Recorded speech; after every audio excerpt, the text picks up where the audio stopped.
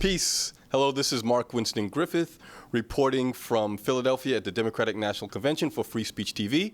I am here with Bob Scheer, who is a renowned and veteran journalist who's going to talk to us, give us some of his analysis about what's been happening over the past few days here in Philadelphia and what's going to happen going forward. So, Bob, if you can just sort of introduce yourself, give folks a sense of where you stand as far as the history of journalism and the work that you're doing now. I have about 60 years of doing this kind of stuff. I ran for Congress in the Berkeley, Oakland area, and after I ran, I got Ron Dellums, or helped get Ron Dellums to run, and we've had that seat as one of the most progressive seats. Barbara Lee is still a congresswoman. I'm very proud of her, and so I'm all for electoral politics, and I like the idea that Bernie Sanders ran, and I've been at Democratic conventions since 1956.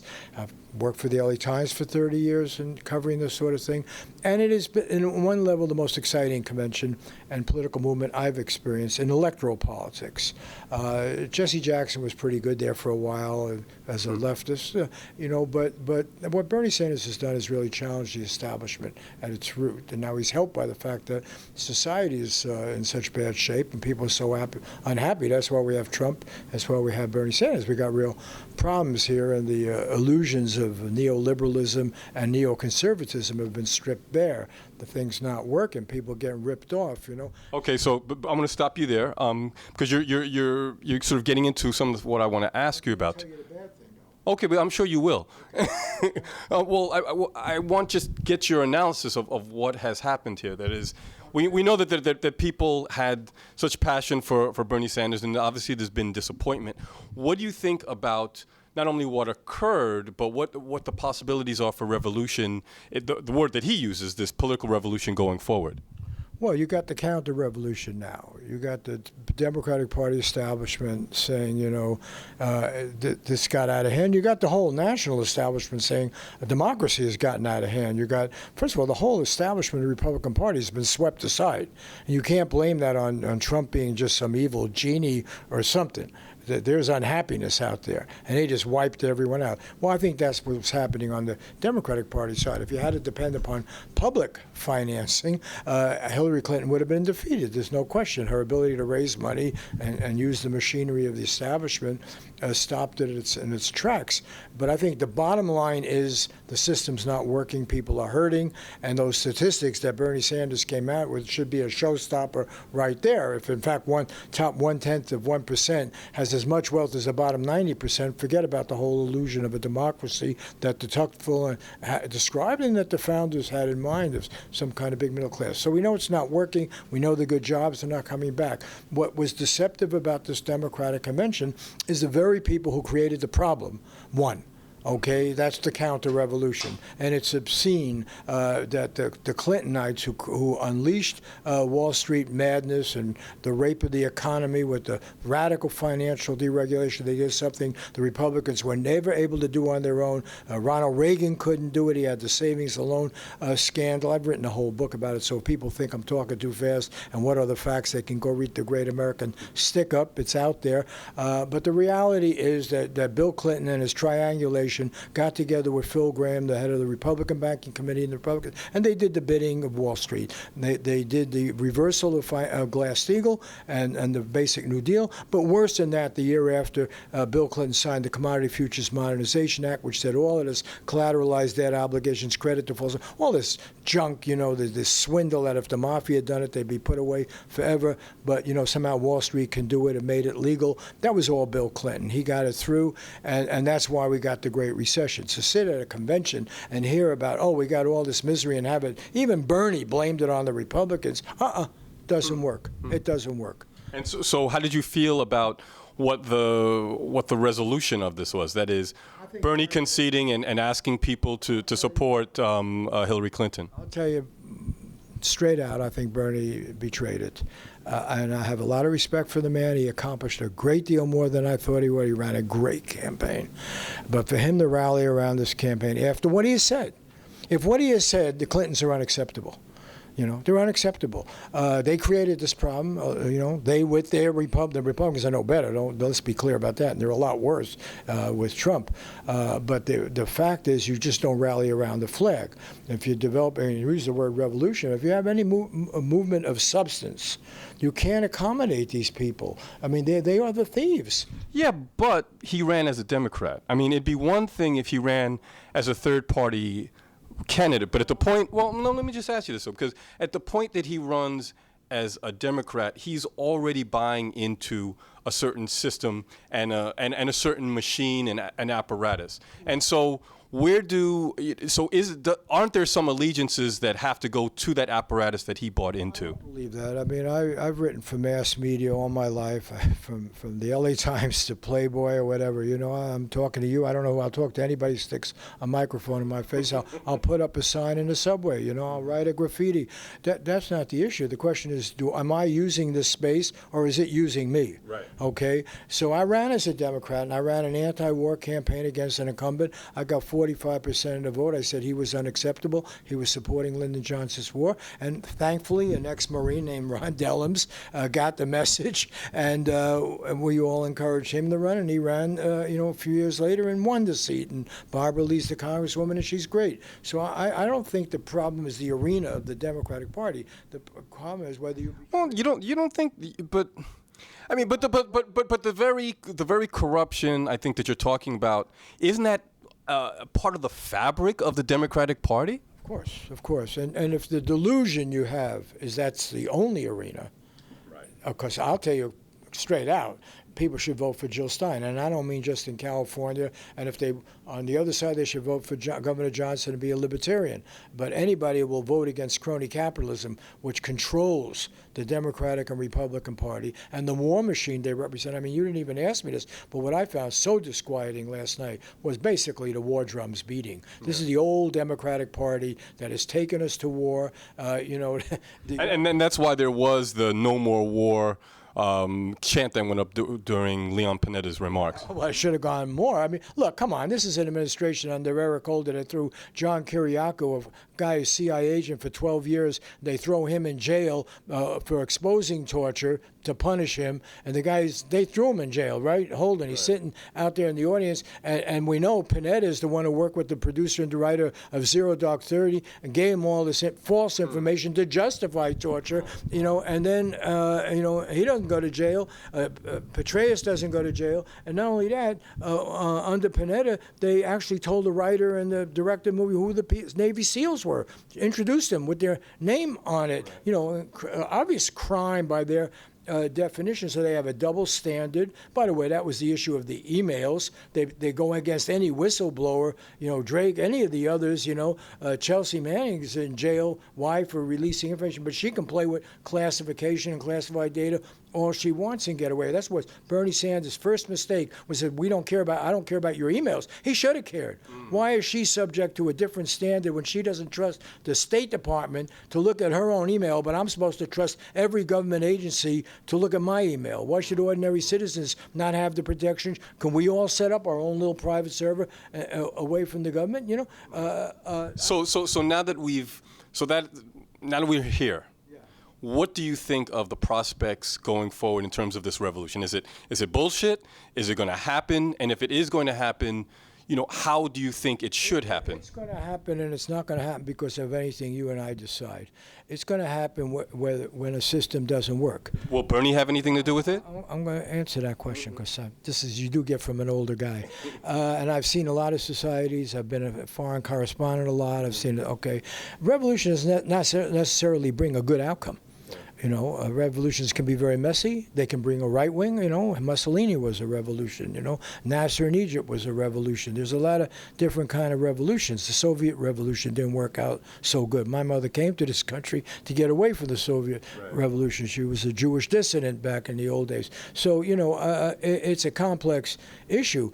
But if by revolution you mean profound change, it's coming.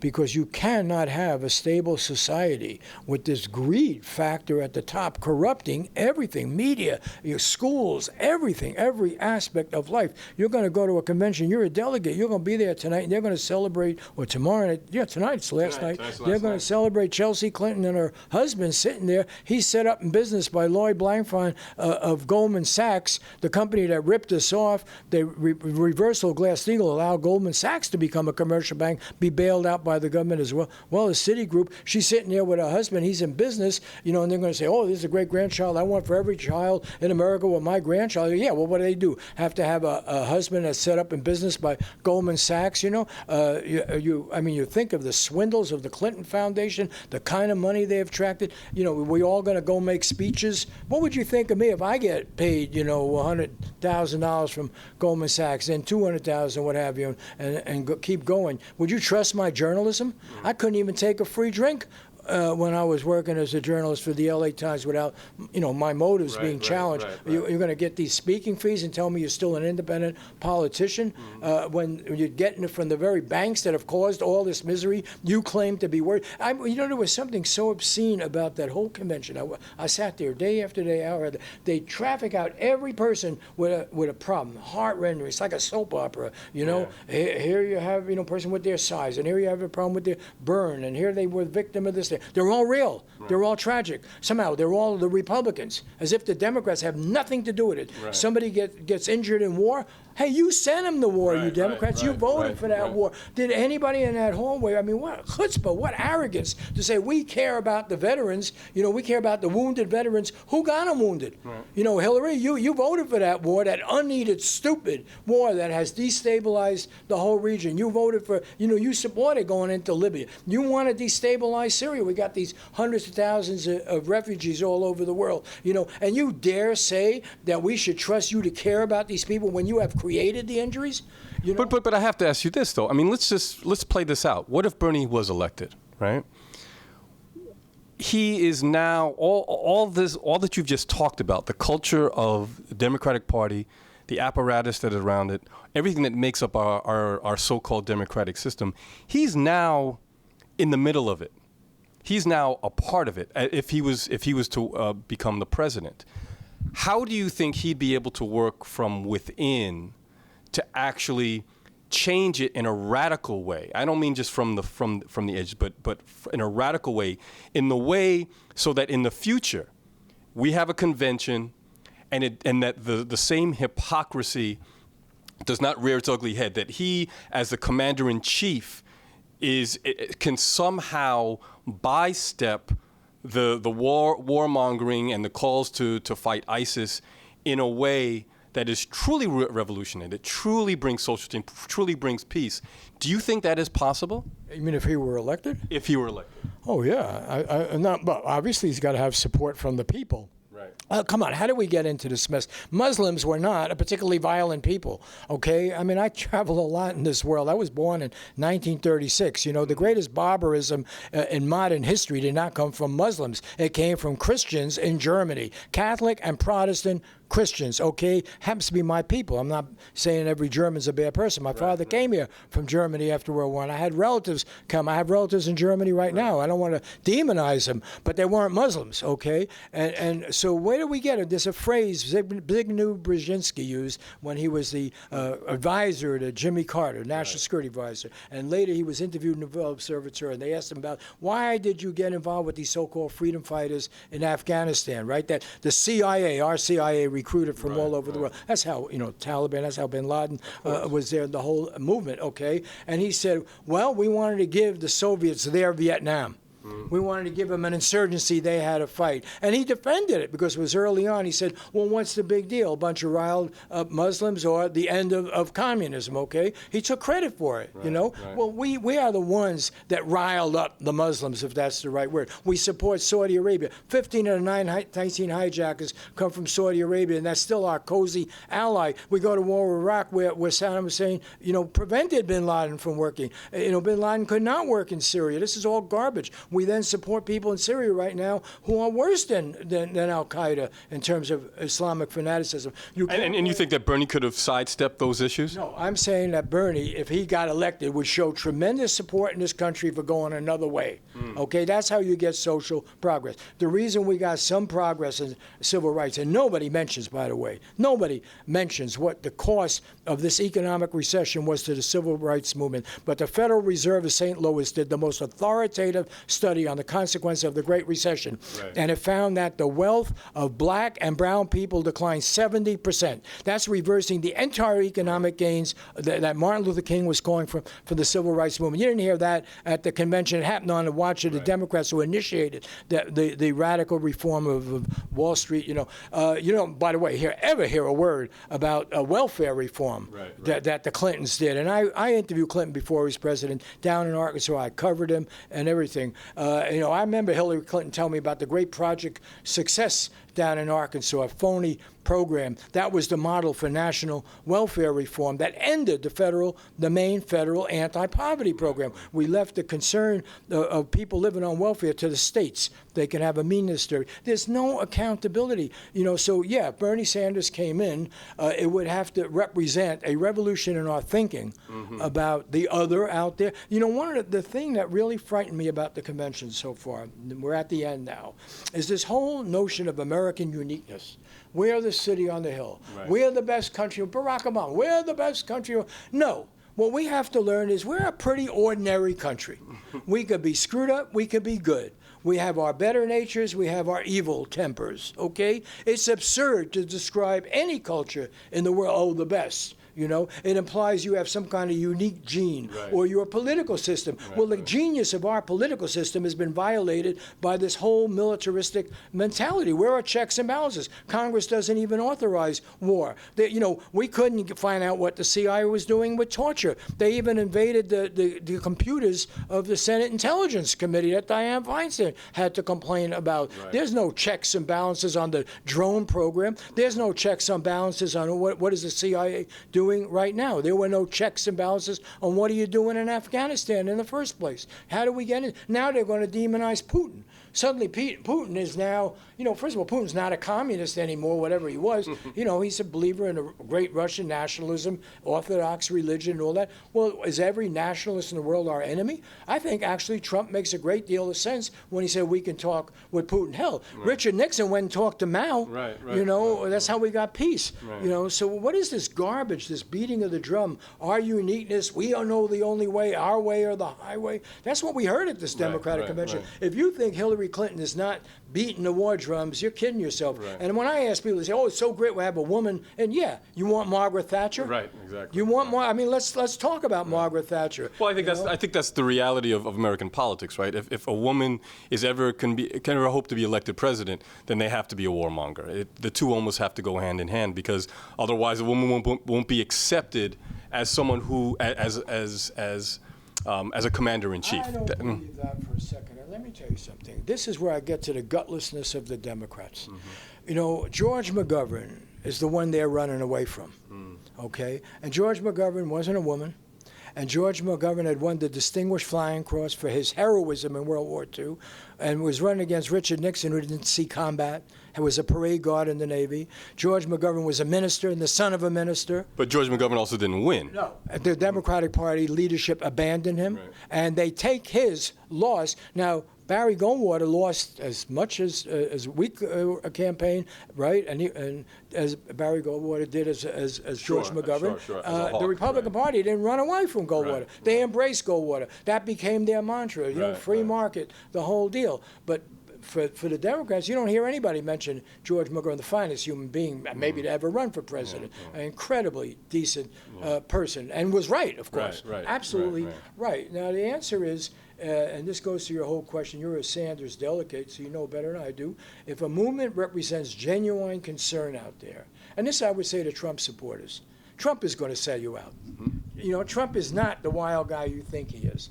Trump's going to make his deals. He's going to cut his plans. He's going to betray you.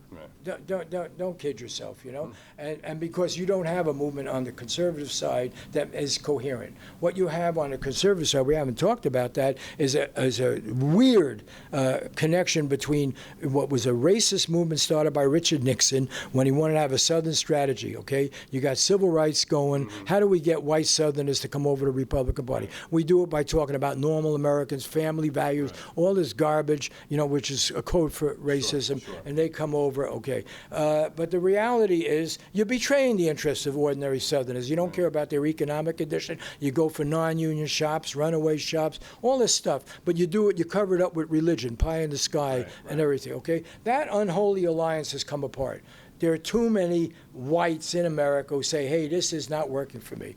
Then Trump comes along and he gives them the dangerous neo-fascist narrative. It's the other. It's the Muslim, you know, it's the gay person, it's this or that, you know. Everybody except, you know, that it's the powerful, the rich, you know, the influential. He's buying into that. And then on the other hand, you got on the Democratic side, we're not responsible, they're responsible. And if Sanders could actually win, or could have won, and in the future a Sanders-like, and have a base that understands how they've been robbed, how they've been destroyed, and demands the social change, whether it's on war. First of all, the war peace issue is not disconnected with the economic issue. Well, I want you to finish the thought that you were going to. Well, they have to hold them accountable. And right now, Sanders is not even in the picture.